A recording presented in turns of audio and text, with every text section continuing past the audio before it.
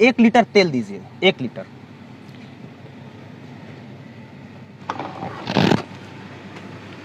जानते हैं सर तेल इतना महंगा क्यों है? जानेंगे जब कि तेल इतना महंगा क्यों है तो आपके होश पाख्ता हो जाएंगे। लेकिन बताने से पहले परिचय दे देता हूं। नमस्कार, मेरा नाम कुमार अभिनव है और आप पब्लिक प्लेटफॉर्म देख रहे हैं। इन्होंने 1 लीटर तेल दे दिया है और जो अभी प्राइस उस पर दिखाइए, अमाउंट कितना है। 1 लीटर तेल का 109.21 रुपया है। ये इतना महंगा प्राइस क्यों है, यही मैं आपको ढंग से बताऊंगा। जिस पेट्रोल की कीमतों पर मेन स्ट्रीम मीडिया सरकार से सवाल नहीं पूछ रही है, उसी मुद्दे पर हम आपको बताने आए हैं कि पेट्रोल का जो बेस प्राइस है वो मात्र 41 रुपया है, जिसको आप 109 रुपया दे के जा रहे हैं। और ज्यादातर लोगों को लगता है कि तेल का प्राइस 100 रुपया से ज्यादा हो गया है, तो सर आप गलत हैं। जो तेल का बेस प्राइस है, बार बार चिल्ला के हम आपको एक पेट्रोल पंप पे खड़े होकर बता रहे हैं कि मात्र 41 रुपया है। यह अलग बात है कि जब विदेशों से जहाज से उसी तेल को लाया जाता है तो उस पर 0.36 रुपया का टैक्स लगता है, तो इससे थोड़ा सा दाम बढ़ जाता है। लेकिन जब 41 रुपया बेस प्राइस है तो दाम कितना बढ़ता होगा आप खुद समझ सकते हैं। इसके बाद अलग से डीलर का मुनाफा जुटता है, वो मुनाफा मात्र 3.85 रुपया होता है। अगर लगभग में बताऊं तो 4 रुपया। अब बस आप इतना कटौती करने के बाद फिर भी आपका तेल 45 रुपया से महंगा नहीं होता। यानी कि विदेशों से तेल जब आपके अपने देश में आता है तो टोटल टैक्स अगर जोड़ दिया जाए फिर भी तेल का प्राइस 45 रुपया से ज्यादा नहीं होता है। तो अब हम आपको बताते हैं कि वही तेल 109 रुपया में कहाँ है और कैसे बिकता है। क्योंकि उस पर केंद्र सरकार की एक्साइज ड्यूटी लगती है। एक्साइज ड्यूटी नॉर्मल भाषा में बताऊं तो कर, केंद्र सरकार का टैक्स। वो भी टैक्स 1, 2, 3, 4 या 5 रुपया नहीं, 32.90 रुपया लगता है। और आसान भाषा में लगभग करके बताऊं तो 33 रुपया लगता है।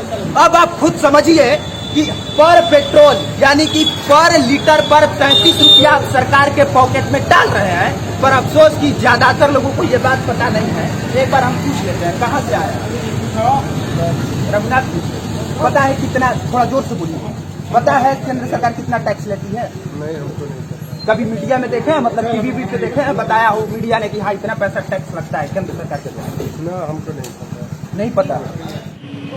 सुविधा नहीं मिल रहा है, जो आप बोल रहे हैं वो सुविधा नहीं ना हम लोगों को मिल रहा है।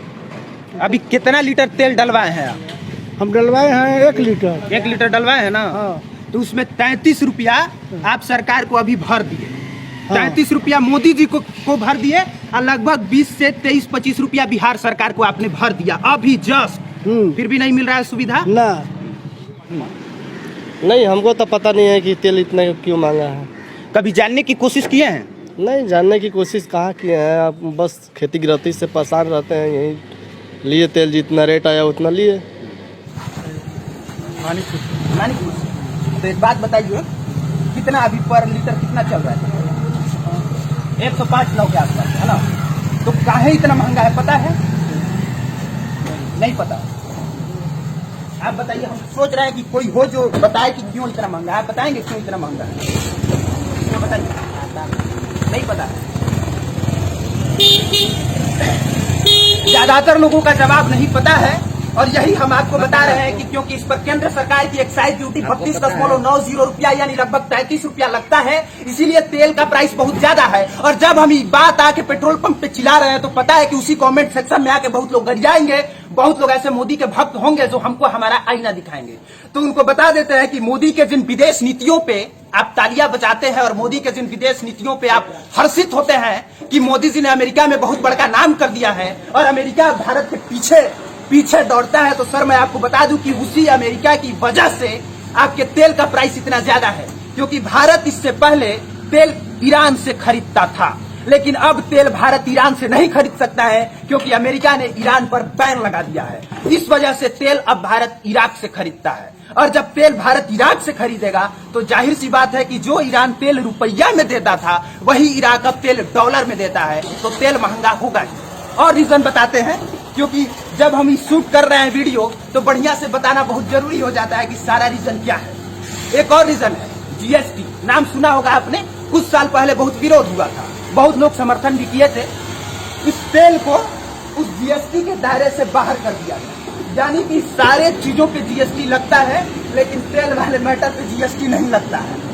तो यही रीजन है कि अलग अलग जगह पे आप यूपी में जाइएगा तेल भरवाने तो वहां पे कुछ और रेट होगा, बिहार में कुछ और रेट होगा, मध्य प्रदेश, कर्नाटक, झारखंड, तमिलनाडु, केरला, हर जगह अलग अलग प्राइस है। और उसका रीजन यही है कि इसको जीएसटी में शामिल नहीं किया गया है। जाहिर सी बात है कि इतना कुछ कहने और बताने के बाद इसकी तुलना आप कांग्रेस से करेंगे तो इसका भी जवाब दे देते हैं, क्योंकि हर चीज का जवाब हम लेने के बाद ही वीडियो शूट करने आए।